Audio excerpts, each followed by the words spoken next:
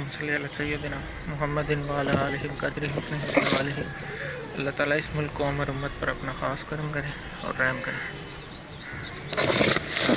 آج ہم بات کریں گے کہ اللہ کے احسان کی انتہائی شکل جو ہے وہ اللہ کا خوف ہے، ٹھیک ہے۔ جب رب اپنے کسی بندے پہ احسان کرتا ہے، مہربانی کرتا ہے، تو اسے اپنا خوف عطا کرتا ہے، اس کے دل میں اپنا خوف پیدا کرتا ہے، ٹھیک ہے۔ تو دا ایکسٹریم فارم آف اللہ فیور از فیئر آف اللہ، ٹھیک ہے۔ یعنی اللہ کے احسان کی انتہائی شکل جو ہے وہ اللہ کا خوف ہے۔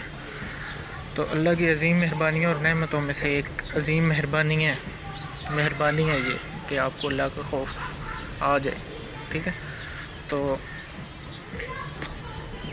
وہ لوگ جو تنہائی میں، مجمع میں، محفلوں میں ایک طرح کا خوف رکھتے ہیں، ٹھیک ہے، تو یعنی غیب میں ان لوگوں کا بڑا مقام ہے، ٹھیک ہے۔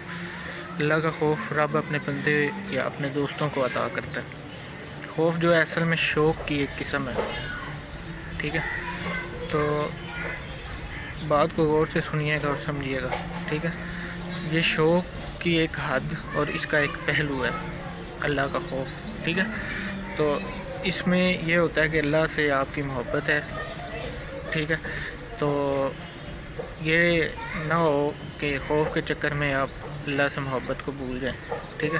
جیسا کہ آج ہم دیکھتے ہیں علماء کرام، بعض ایسے لوگ ہیں ابھی جو آپ کو ڈراتے ہیں اللہ کے خوف سے، اور مطلب اس سے یہ ہوتا ہے کہ انسان خوف کے ذریعے سے رب کی طرف جاتا ہے، اور پھر کچھ ایسے ہوتے ہیں جو صرف خوف ہی رکھتے ہیں، ان میں محبت کا عنصر پیدا نہیں ہوتا، ٹھیک ہے، عشق کا عنصر پیدا نہیں ہوتا۔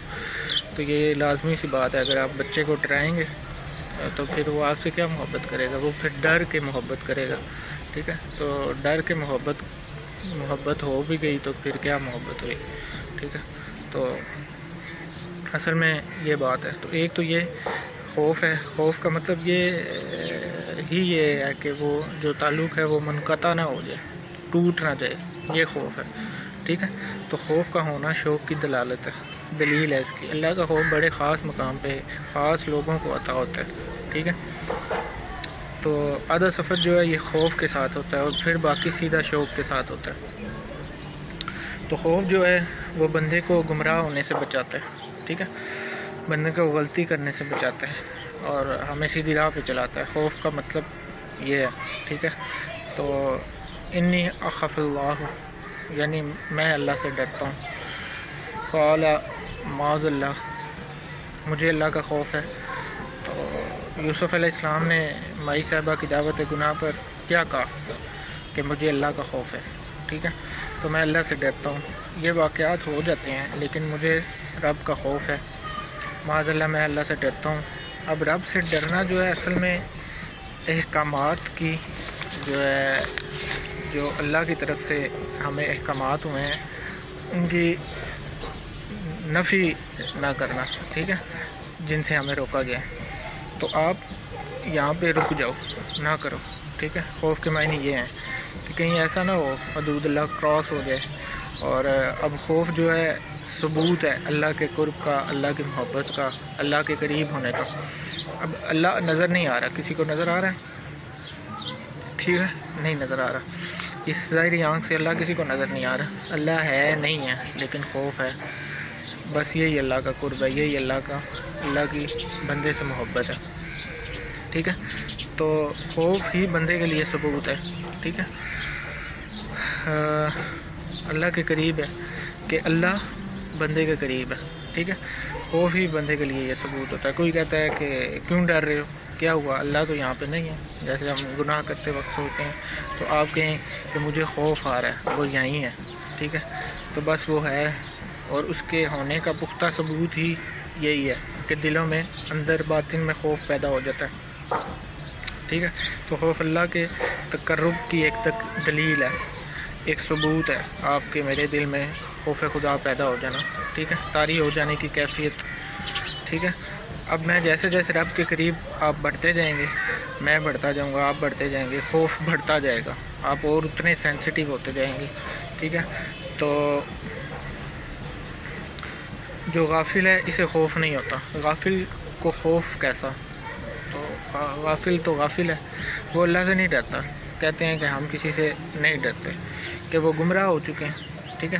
کافر، مشرک، منافق اللہ سے نہیں ڈرتے، نہ ڈرتا ہے، کیونکہ وہ گمراہی کے راستے پہ، ٹھیک ہے۔ تو جو بندے کا ایمان تقویت میں آتا ہے، بندہ سینسٹیو ہو جاتا ہے، ٹھیک ہے، اور خوف کے اندر داخل ہوتا چلا جاتا ہے انسان۔ اب پھر اس آگے ایک مقام آتا ہے، پھر جو خوف کے آگے مقام آتا ہے، جو رب کریم خوف کو منظور فرما لیتا ہے، رب آپ کے خوف کو منظور کر لیتا ہے، تو پھر رب جواب دے گا، لا خوف علیہم ولا ہم یحزنون، ٹھیک ہے۔ لا خوف علیہم ولا ہم یحزنون، یعنی رب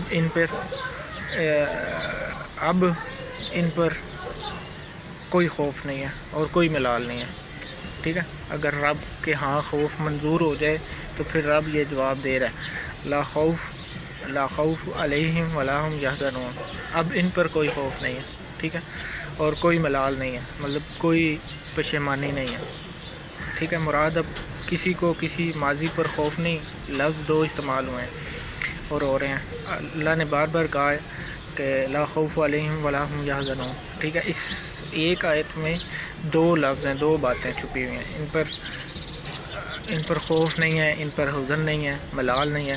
اب یہ دو باتیں اور بڑی غور والی باتیں۔ خوف ہوتا ہے آنے والے واقعے کا، فیوچر کا، ٹھیک ہے، مراد کے مستقبل کے حالات کا خوف یہ ہوتا ہے، ٹھیک ہے، اس کا ہوتا ہے۔ اور ملال، حزن یا شرمندگی ماضی کی غلطی کا واقعہ ہے، ٹھیک ہے۔ تو مطلب یہ ہوا کہ اب ایسے لوگوں کو نہ آنے والی ناگہانی آفت کا خوف ہے، اور ان کو یقین ہو چکا ہے کہ میرے ساتھ اللہ ہے، یعنی اللہ کے پاس وہ ہے، تو خوف کوئی نہیں ہے، پھر خوف کوئی نہیں ہے۔ خوف کب نہیں ہوتا؟ جب یقین ہو جائے کہ ہم سیدھی راہ پر ہیں، ٹھیک ہے، یعنی دیوار کے پرے کیا ہے؟ جو آپ کی دیوار کے پرے اب وہی ہے، رب ہی ہے، ٹھیک ہے۔ تو اب بے قراری بڑھتی ہے اور انسان کہتا ہے کہ مجھے اس پار جو ہے جلدی بھیجو، ٹھیک ہے۔ تو اب یہ خوف شوق میں کنورٹ ہو گیا، ٹھیک ہے۔ یہاں اب ملال جو ہے وہ جو میں نے غلطی کی ہے، آپ نے غلطی کی ہے، غافل کرتا آیا ہے، اس کا کیا بنا؟ جو غلطیاں آپ نے ماضی میں کی ہیں، تو اندر سے آواز آئے گی معافی ہو گئی ہے، ٹھیک ہے۔ اب حزن کوئی نہیں رہا، ملال کوئی نہیں ہے۔ تو لا خوف علیہم، یعنی لا خوف آنے والے کا ہے، ٹھیک ہے، ایک بات، اور دوسری ولا ہم یحزنون گزرے ہوئے کا، ماضی کی غلطی کا۔ تو یعنی جو آپ کے ہاں قبول، جب رب کے ہاں قبول ہو جائے گا آپ کا خوف، تو ان کا پھر کوئی ماضی باقی نہیں رہتا، ٹھیک ہے، پھر کوئی شرمندگی نہیں ہوتی باقی، اور اب نہ مستقبل کا کوئی خوف ہے، ٹھیک ہے۔ تو اب وہ ہر حال میں، ہمہ حال میں اللہ کے پاس ہیں، ٹھیک ہے۔ تو سفر کی ابتدا خوف سے ہوتی ہے، ٹھیک ہے، خوف خدا سے ہوتی ہے، گویا ایسے لوگوں کو آنے والے زمانے جو ہیں وہ کلیئر ہو جایا کرتے ہیں، ٹھیک ہے۔ تو اب ہر کسی کی کوشش ہوتی ہے کہ اللہ کا قرب حاصل ہو، ٹھیک ہے، ہر انسان کی، ہر مومن کی، مسلمان کی کوشش ہے۔ ماہ رمضان کا مہینہ چل رہا ہے، تو اب ہر ایک کی کوشش ہے کہ ہم اللہ کے قریب ہو جائیں، اللہ ہماری غلطیوں کو معاف کر دے، ٹھیک ہے۔ تو یہ ہر کسی کی خواہش ہے، ٹھیک ہے۔ تو اللہ کا تقرب کیسے اور کہاں اس کا ثبوت ملتا ہے ہمیں، یعنی ایک ایسا مقام، چاہے وہ انسان ہو یا کوئی پیر ہو، مسلمان ہو، ٹھیک ہے، جہاں پر شوق کے وقت ایسی کیفیت پیدا ہو جائے کہ بندہ اپنا آپ بھول جائے، اپنی ذات کو بھول جائے، ٹھیک ہے۔